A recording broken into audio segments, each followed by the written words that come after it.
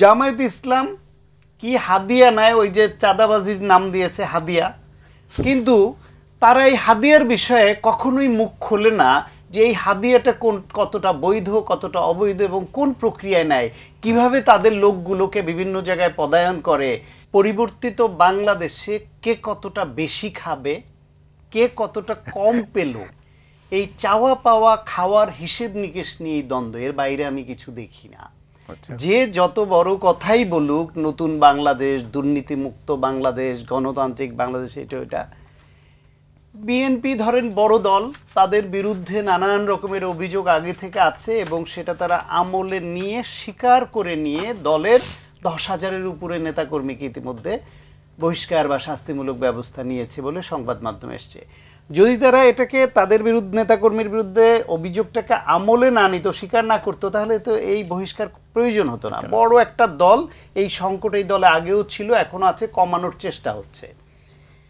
জামায়াত ইসলাম কি হাদিয়া নেয়, ওই যে চাঁদাবাজির নাম দিয়েছে হাদিয়া, কিন্তু তারা এই হাদিয়ার বিষয়ে কখনোই মুখ খোলে না যে এই হাদিয়াটা কতটা বৈধ, কতটা অবৈধ এবং কোন প্রক্রিয়ায় নেয়, কিভাবে তাদের লোকগুলোকে বিভিন্ন জায়গায় পদায়ন করে, মানে রাষ্ট্র ক্ষমতার ভাগিদার হয়ে যাচ্ছে।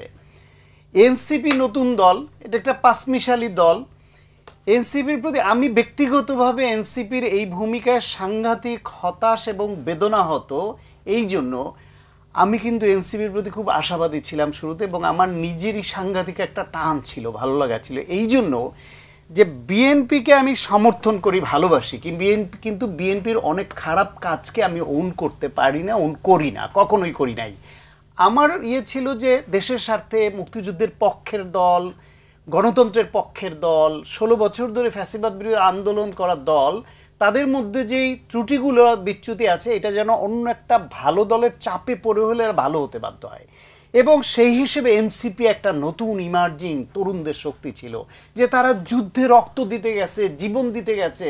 যেখানে আমার জীবন তুচ্ছ করে মাঠে নেমেছি, সেখানে কয় টাকা লোভ করবে এই ছেলেরা, এটা আমি ভুলেও ভাবিনি।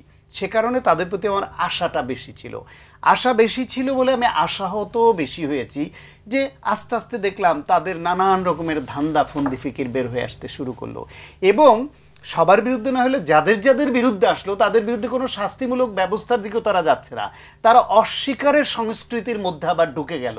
বিএনপি তো তারা স্বীকার করে নিয়ে বহিষ্কার করছে।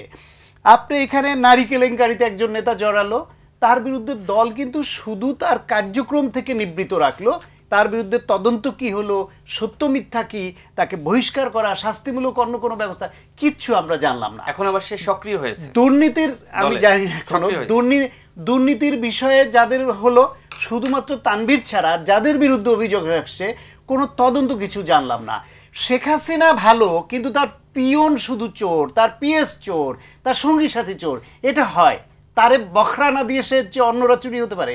তো আমাদের উপদেশটা ভালো, শুধু উপদেশটার পিএস চোর, 100 কোটি টাকা বানিয়ে চলে যায়, এটা হতে পারে। সেই তদন্ত কোথায় এবং ওই উপদেষ্টাদের জবাবদিহিতা কোথায়?